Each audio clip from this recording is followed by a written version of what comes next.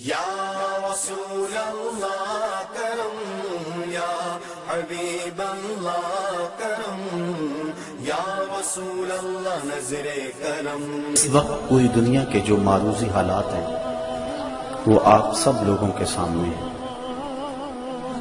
کابل سے کندھار تک، قلعہ جنگی سے تشت لیلا تک، تورا بورا سے تقریر تک، موصل سے بغداد تک، جاوا کے ساحل سے رباط کے کوچہ و بازار تک، نیل سے کاشغر تک، القدس سے کشمیر تک، دریائے آموں کے اس پار سے ڈھل جھیل کے کناروں تک، جس سمت بھی نظر اٹھائیں خون ہی خون بکھرا ہوا نظر آ رہا ہے۔ ہم نے لٹتے ہوئے بغداد کی کہانیاں بھی پڑھی، غرناطے کو ڈوبتا ہوا بھی دیکھا، اندلس کی سرزمین میں مسلمانوں کے قتل عام کے قصے بھی دیکھے، لیکن ان 2-3 اشروں میں جس انداز سے مسلمانوں کے ساتھ جبر و ظلم کی داستاں رقم کی جا رہی ہے، یہ ایک انوکھا، دل گداز اور روحوں کو چیرتا ہوا ایسا ماحول ہے کہ ہر دل دکھ سے بھرا ہوا ہے۔ کائنات کے ایک گوشے میں آگ سلگ رہی ہے۔ ہمارے ساتھ کیا ظلم نہیں ہوا اور کون سا دکھ ہم نے نہیں سہا۔ ہمارے سروں سے بال نوچے گئے اور ان زخموں میں تیزاب چھڑک کر ہمیں دھوپ میں تڑپنے کے لیے چھوڑا گیا۔ یہ کل کی کہانی ہے۔ ہماری شارگوں کو کاٹا گیا اور جب خون بہہ گیا تو شارگوں میں پٹرول بھرا گیا، ہمارے جسموں کو آگ دی گئی، اور جب وہ لاشیں تڑپتے تھے امریکی گنڈے کہہ لگاتے تھے۔ کنٹینروں کے اندر جو شبرغان کی طرف جا رہے تھے اتنے لوگ بھر دیے گئے کہ جتنی ان میں گنجائش بھی نہیں تھی، اور جب وہ پیاس سے تڑپنے لگے تو ایک دوسرے کا پسینہ چاٹتے تھے، اور وہاں جا کر جب انہیں کھولا گیا تو دکھ بھری داستان سنانے کے لیے 2-3 کے علاوہ سب لوگ اپنے سروں پہ شہادت کا تاج رکھ چکے تھے۔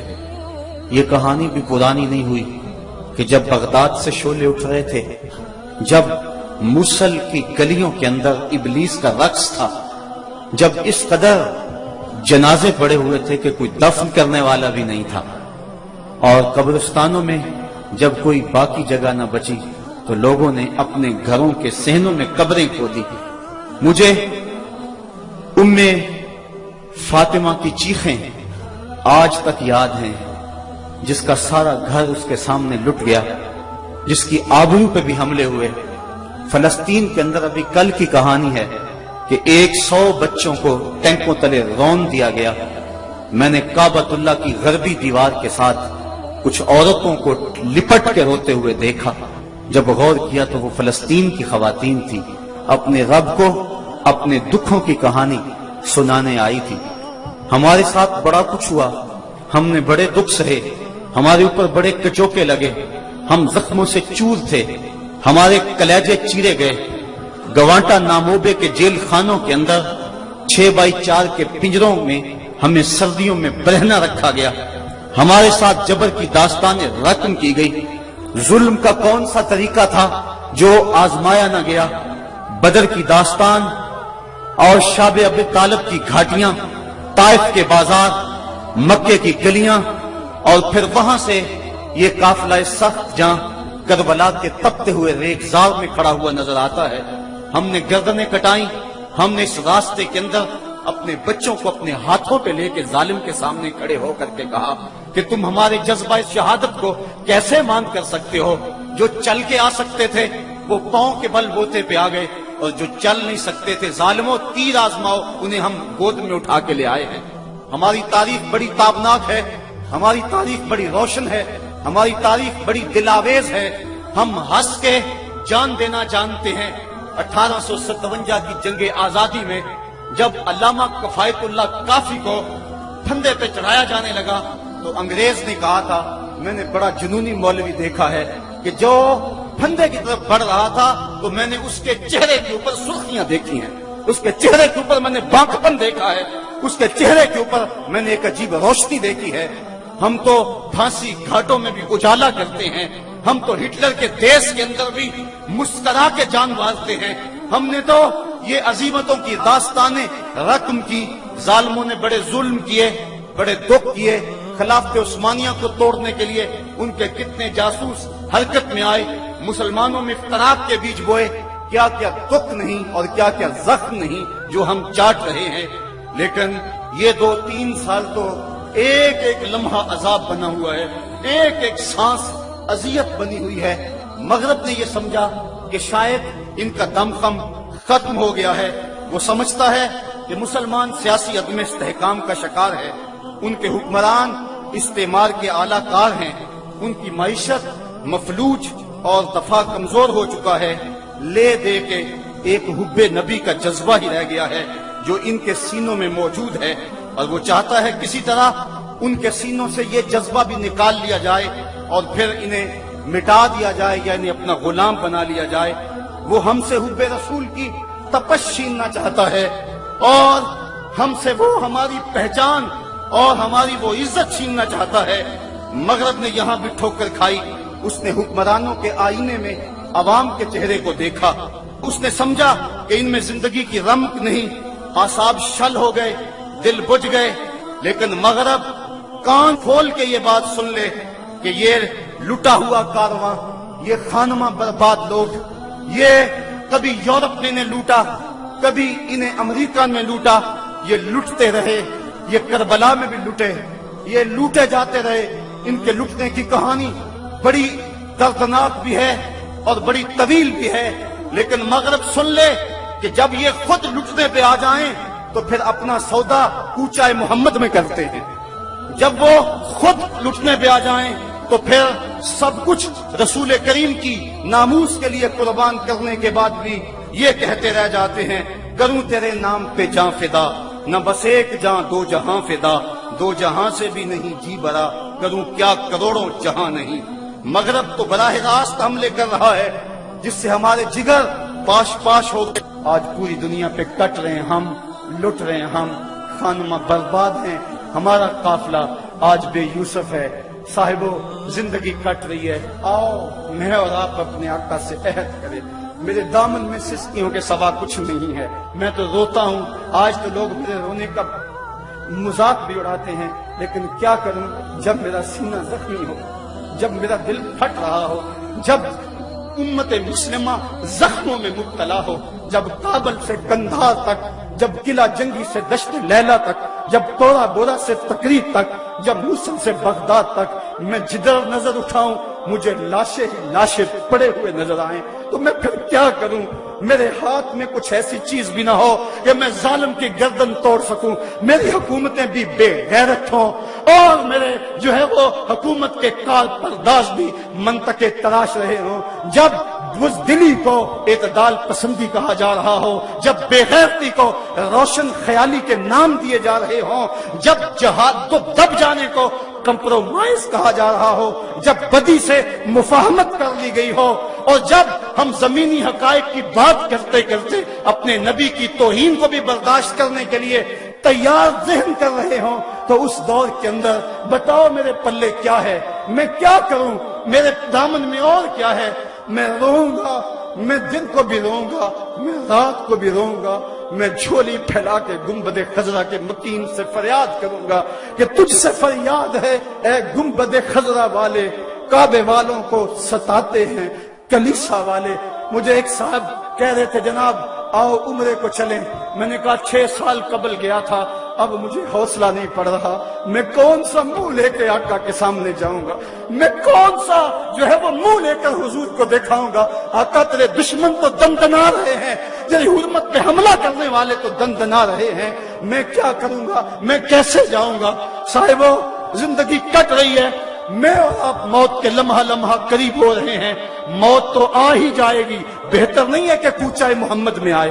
موت تو آنی ہے, مجھے مت ڈراؤ. لوگ کہتے تھے یہ خوفناک دور ہے, بم پھٹ جائے گا. کوئی کچھ کہہ رہا تھا, کوئی کچھ کہہ رہا تھا. میں نے کہا میں تو ڈھونڈ رہا ہوں موت کو, موت کو کہیں ڈھونڈ کے لاؤ. میں تو لمحہ لمحہ موت کے پیچھے بھاگ رہا ہوں, لیکن جب تک موت نہیں آنی اتنی دیر تک تو میں منتظر رہوں گا. کیا اب بھی کوئی جینے کا جواز باقی رہ گیا ہے؟ اب بھی ہم جی سکتے ہیں کہ ہمارے آقا کی توہین ہو رہی ہو اور ہم جی رہے ہوں. ایک ایک سانس دکھن بن گیا ہے، ایک ایک سانس نیزے کی انی ہے جو کلیجے کو چیر رہی ہے.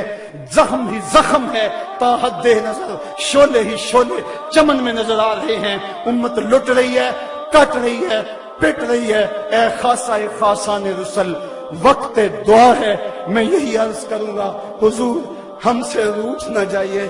ہم نے غلطیاں کی، ہم نے زیادتیاں کی، ہم نے آپ کی سنت سے منہ موڑا، ہم نے دشمنوں کی سی شکلیں بنائیں، ہم نے جو آپ کی سنت کو کٹا کر نالیوں میں بہایا، ہم نے اپنے سروں کی مانگیں یہود و نصارہ کی طرز پہ سجائیں، ہم نے اپنی محافل کو حنوت کے طرز زندگی کے مطابق بنایا، ہم نے رسمیں حنا کے نام سے، ہم نے فیسٹیول کے نام سے بے حیائی پھیلائی، ہم نے مخلوط تعلیم کا ڈھونگ رچایا، ہم نے کیا کچھ نہیں کیا.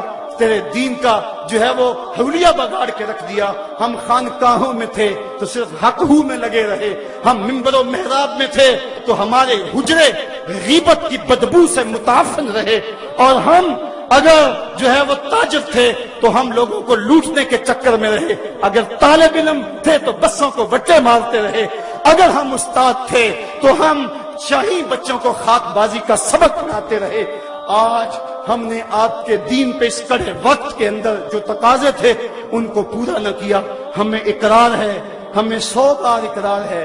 میرے اس عہد کے ساتھ آج ہم پھر رخصت ہوتے ہیں کہ ہم اپنے آقا کے لیے سر سے لے کر پاؤں تک حاضر ہیں. اپنے آقا کے لیے ہماری جوانیاں بھی حاضر ہیں، ہماری زندگی بھی حاضر ہے، ہماری ایک ایک سانس بھی حاضر ہے.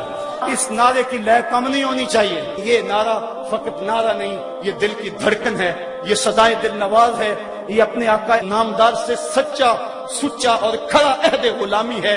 اگر گلے سے اوپر بولنا ہے تو بے شک کوئی نہ بولے، لیکن اگر یہ دل کی دھڑکن کی صدا ہے تو آج میرے ساتھ پھر وہی نعرہ کہ یہ کیسے دن آئے، فلک بھی دشمن، زمین بھی مخالف، اوپر سے بھی بارود، نیچے سے بھی زلزلے، جائیں تو کہاں جائیں، نہ پائے ماندن نہ جائے رفتن. لگتا ہے رحمت خداوندی بھی ہم سے روٹھ گئی. گناہ گاروں کے کریم آقا، غریب نواز آقا، بندہ نواز آقا، ہم سے بھول ہوئی، ہمیں اقرار ہے ہم سے بھول ہوئی. ہمیں معاف کر دیں، ماضی کی خطاؤں سے درگزر کریں. اس کے بعد وعدہ کرتے ہیں آئندہ زندگی کی ایک ایک سانس آپ کے نام ہوگی، زندگی کا ایک ایک لمحہ آپ کے نام ہوگا. حضور ہم جیئیں گے تو آپ کے لیے، ہم مریں گے تو آپ کے لیے، ہماری سانسیں آپ کے نام وقف رہیں گی. لبیک یا رسول اللہ. حضور ہم حاضر ہیں، حضور ہم حاضر ہیں، حضور ہم حاضر ہیں. ہمارے دل بھی حاضر ہیں، ہماری جاں بھی حاضر ہے، ہماری نسلیں بھی حاضر ہیں. لبیک یا رسول اللہ، لبیک یا رسول اللہ، لبیک یا رسول اللہ. ہم مغرب کے کلچر کا بائیکاٹ کرتے ہیں.